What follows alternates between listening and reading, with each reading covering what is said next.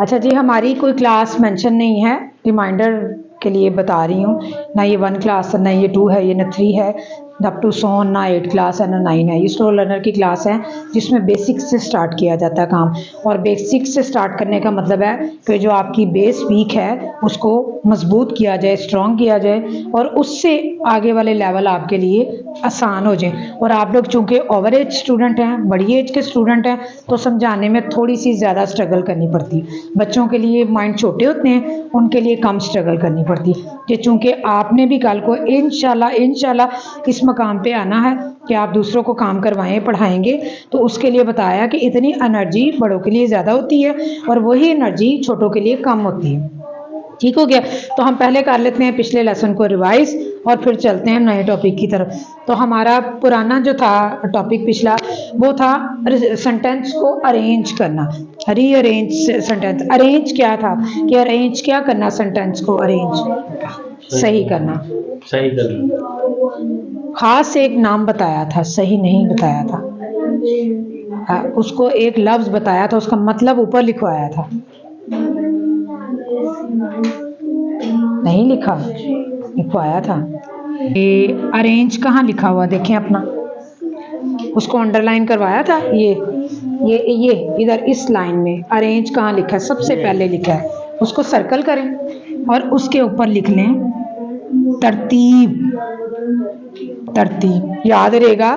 सही सेंटेंस भी ठीक होता है, लेकिन जो इसका एग्जैक्ट मीनिंग है ना अरेंज का, वो है तरतीब। सेंटेंस को तरतीब देना। जैसे हम गलत बोलते हैं जुमलों को से देंगे तो क्या कहेंगे, बिल्ली गोश्त खाती है और दूध पीती है, तो ये तरतीब हो गई हमारी। तो हम हर जो आम रोजमर्रा जिंदगी में भी कहते हैं कि हमने तरतीब से काम करना है, तो उसका मतलब अरेंज ही होता है। ठीक हो गया।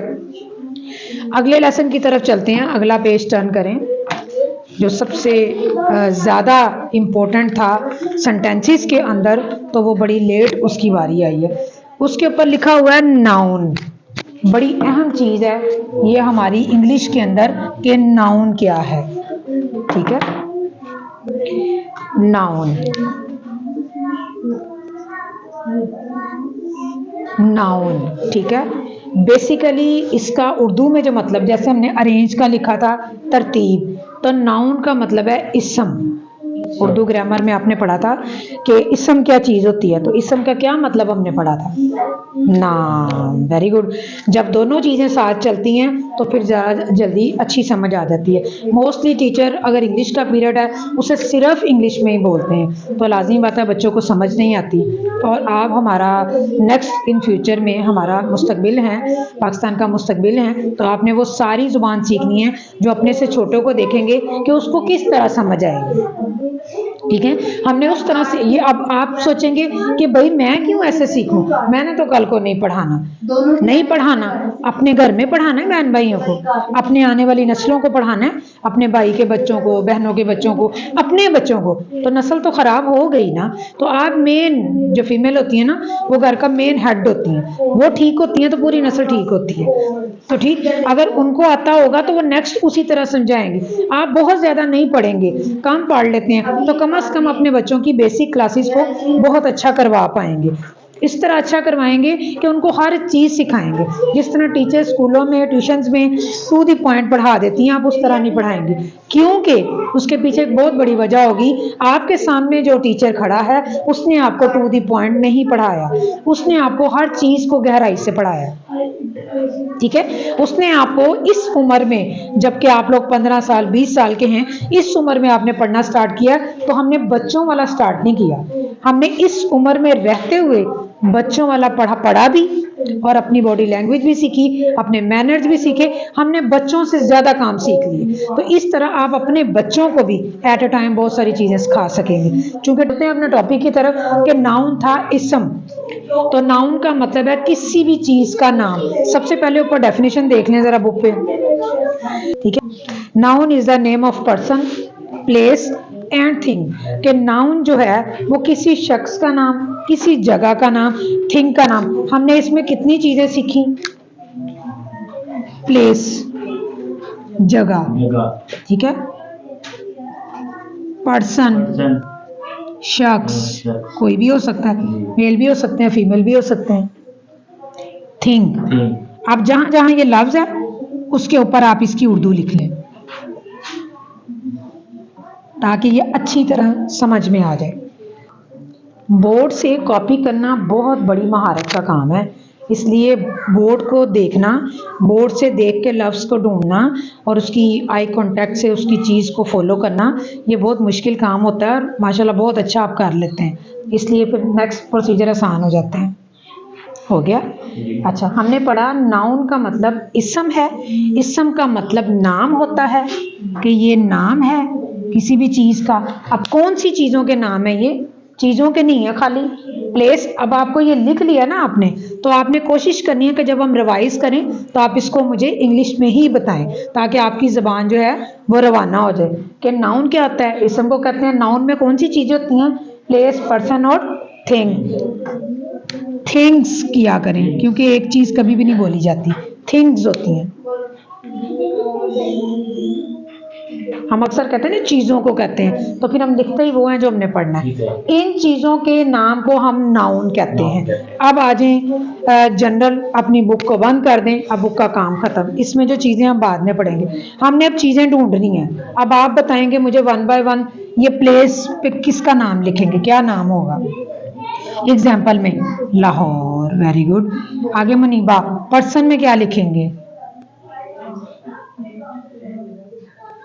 हाँ ना, कुछ भी आप कह सकती हैं, हमजा भी कह सकती हैं, अपना भी नाम ले सकती हैं। हमजा। थिंग्स में क्या लिखेंगे? हाँ हाँ, कोई भी चीज़ हो सकती है, खाने वाली भी हो सकती है, यूज़ वाली भी हो सकती है। अच्छा, इससे पता चला इसमें तमाम जगहों के नाम आएंगे, वो कोई भी जगह हो सकती है, वापडा टाउन, बैरियर टाउन, जोहर टाउन, कोई भी नाम में कोई भी नाम हो सकता है। पेंसिल, चीज़ों में किसी भी चीज़ का नाम हो सकता है, वो खाने वाली भी हो सकती है, वो पहनने वाली भी हो सकती है, वो घर के सामान में भी हो सकती है, वो चीज़ होनी चाहिए। लेकिन चीज़ क्या होती है? बेजान को कहते हैं चीज़, ये भी ज़हन में रखना कि वो जानदार में चीज़ नहीं होती, ना ही हम उसको बुलाएंगे। तमाम जो बेजान चीज़ें होती हैं उनको ही बस चीज़ें कहते हैं हम। कंफर्म? अच्छा, सबसे ज़्यादा जो हमने सेंटेंस पढ़ा पिछले अपने लेक्चर में कि सेंटेंस क्या होता है, इंग्लिश का जो था, उसमें इसका ख़ास रोल था। जनरल चीज़ को समझा करें और जनरल चीज़ को याद करने की कोशिश किया करें। ये बुक टेम्परेरी होती है सारी। हमने देखना है कि सेंटेंस जो हमने पढ़ा था, सेंटेंस, इसके अंदर नाउन कहाँ होता है? इसके अंदर नाउन होता है, सेंटेंस बनता ही नाउन से, ठीक है, वो नहीं होता। उसमें शख्स का नाम होता है या जगह का नाम होता है। चलो, जगह का नाम नहीं होगा, चीज़ का नाम नहीं होगा, शख्स के बगैर ये चीज़ नहीं चलेगी। आपने किसी का नाम लेना है ना, पर्सन, प्लेस, थिंग, तीनों में से किसी शख्स का नाम लेना है तो भी आपको शुरू करने के लिए उसको नाम की जुमले में ज़रूरत पड़ेगी। आपके ना कुछ कहूँगी तब भी आपके नाम की, अगर आपकी नहीं ज़रूरत पड़ेगी नाम की तो मैं ज़्यादा से ज़्यादा ये कहूँगी वो या ये जो बच्ची बैठी है। मुखातिब तो मैंने किया ना, तो वो नाउन नहीं होता है। चाहे हम नाम लें फातिमा, चाहे हम कहें कि वो, तो वो दोनों सब नाउन ही हैं। यानी कि नाम के बगैर, शख्स के नाम के बगैर, जगह का नाम अगर शुरू में नहीं लिखा तो गुजारा हो जाता है, चीज़ का नाम नहीं लिखा तो भी गुजारा हो जाता है, शख्स के बगैर आपका कंप्लीट नहीं होता। तो सेंटेंस में नाउन किस जगह पे आता है? मैं लिख रही हूँ सेंटेंस, आपने मुझे बताना है। द कैट इज रेड, इसके अंदर हमजा, नाउन किधर है?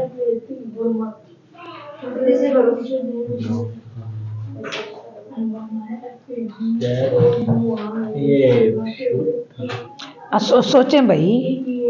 हाँ जी मुनीबा, कैट। अच्छा, it is red chair, Savera, इसके अंदर नाउन किधर है? Very good. अच्छा, he is good boy, Hamza, इसके अंदर नाउन किधर है? Very good. अब आपने तीनों में अंदाजा लगाया, कभी नाउन इधर है, कभी नाउन इधर है, कभी नाउन इधर है, कहीं ना कहीं पे नाउन पाया जाएगा, ठीक है। अभी हमारी बहुत बेसिक चल रही है। इसके अंदर कितनी चीजें हैं? रेड इज कैट द ये सब क्या हैं, अभी इनकी बारी नहीं आई। अभी हमने सिर्फ ये पढ़ा कि सेंटेंस किसको कहते हैं, जिसमें अरेंज किए हुए लफ्ज हमें समझ आ जाए, हमारी बात कंप्लीट हो जाए और अगले को हमारी बात की समझ आ जाए, ये मेन चीज है। उसके बाद हमने पढ़ा कि सेंटेंस के अंदर नाउन कहाँ होता है, नाउन क्या चीज होती है, ठीक है। तो नाउन बहुत ही खास चीज होती है। आप एग्जाम्पल में सोच सकते हैं कि शहर, अगर हमने कहा कि प्लेस, तो प्लेस कौन कौन सी होती है, हमजा बोले 3-4 नाम इकट्ठे बोल दें। प्लेस, प्लेस तो जगह, लाहौर, इस्लामाबाद, रावलपिंडी। थिंग्स के नाम बोल दें।